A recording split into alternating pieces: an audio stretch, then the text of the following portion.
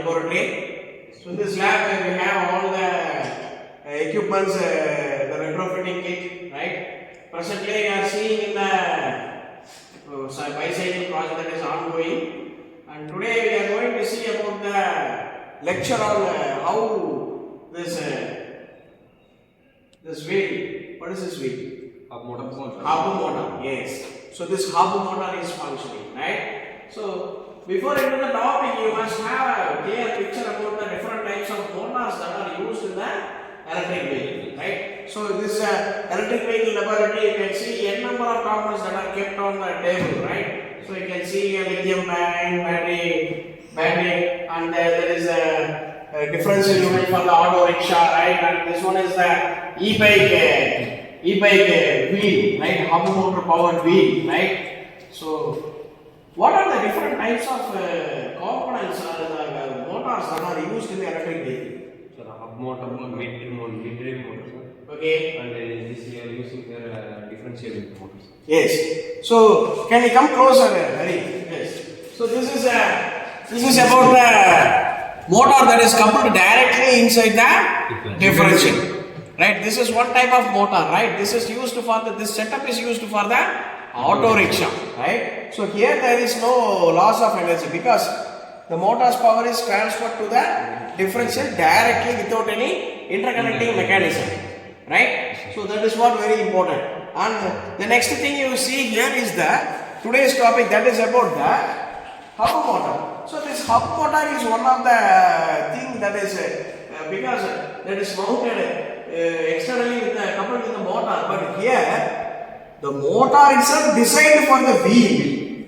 That is very much important here, right? Because we need to avoid space, right? We should not consume much space or much storage for designing a vehicle. It should be a simplest form of energy design, and the energy distribution unit also should be have a simplest form, right?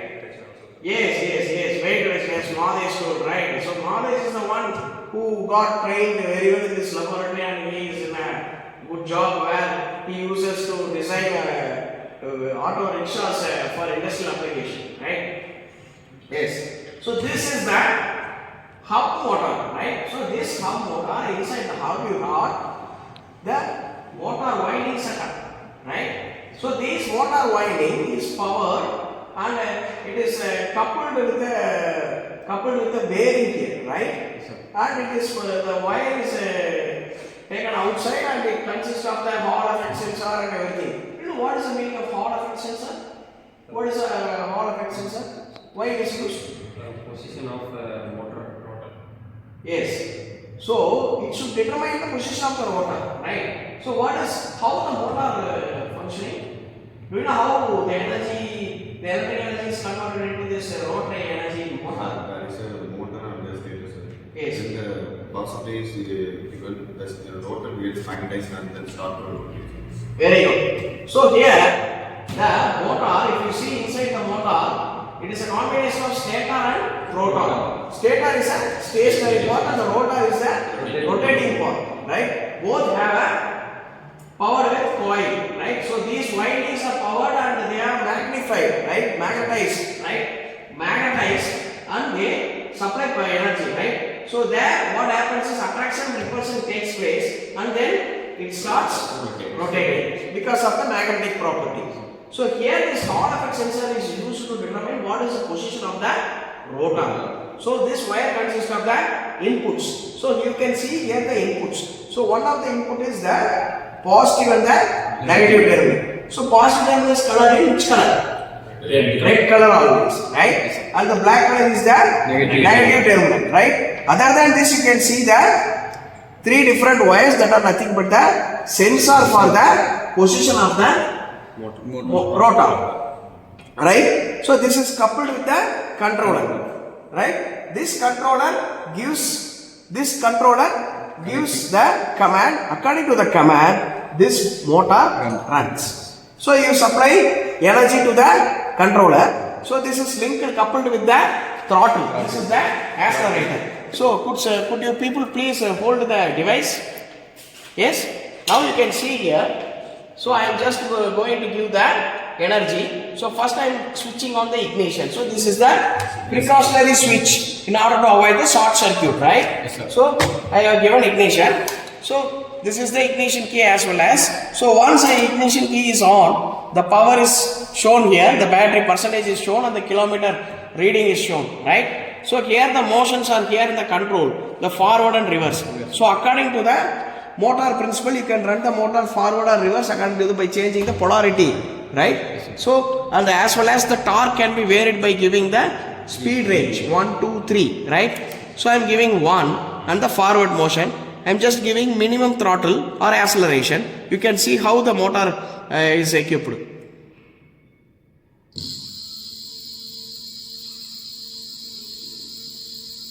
So here it is given for high torque application, right? So now I am giving on the second mode. So it is first one is a normal mode and second one is the medium mode. So in this motion you can see here, right? So you can vary the speeds and you can see, but here physically if you are seeing that sound and the drawing amount of energy you can see here, right? So now I am going to the third mode, that is like sports mode, right?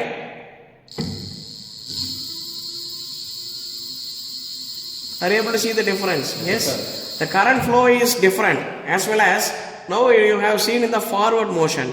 Now I am changing the polarity, that is a reverse motion, you can see here.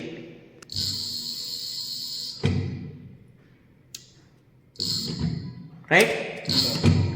So this is the advanced concept nowadays because the motor is eliminated here because the motor is fitted inside the wheel. There is a kind of design where you got eliminated all the space and everything. It's a very what we can say, very compact design. Yes, compact is a correct word to determine.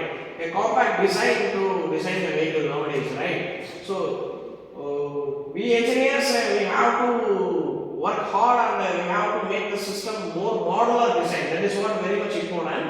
And I hope you got some insights in the lecture. Am I right? Yes, sir. If you got any queries, you can ask for the doubts. Yes.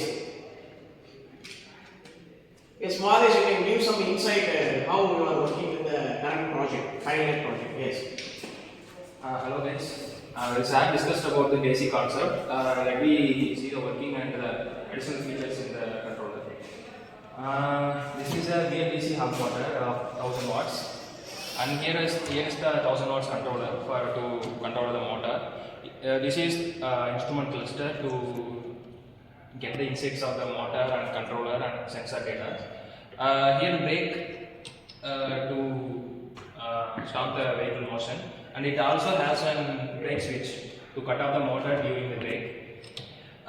Here in the motor controller there is one more advantage, also called as feature, which is this one is a 40 volt system, and we also can convert this as a 60 volt system by plugging this. This was designed by the manufacturer to convert the system into 48 to 60 volt. This will help to increase the speed of the vehicle. By converting 48 to 60 volt, the RPM will increase and it will result in the overall speed. So these are the phase wires and terminal wires. Here is the MCB to protect this circuit while short circuiting. Here we have connected all these system, and I have turned on the MCB. This is the ignition key. Directly the 40 volt comes here, and while we switching on, that will goes here, and also it is a 40 volt is supplied to here, and then it is control the motor. While I have turned on the motor,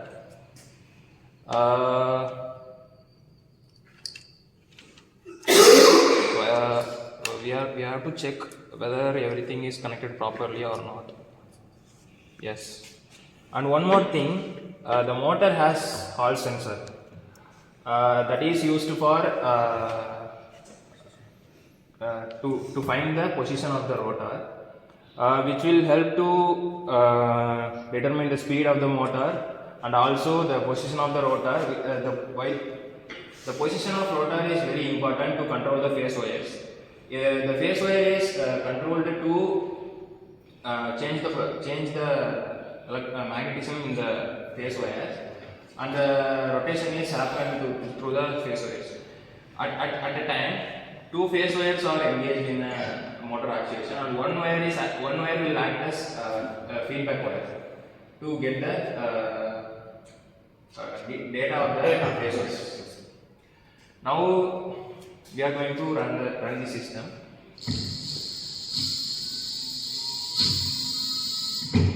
As sir told us, in the third mode, the motor will draw more power. That will result in overall speed and torque.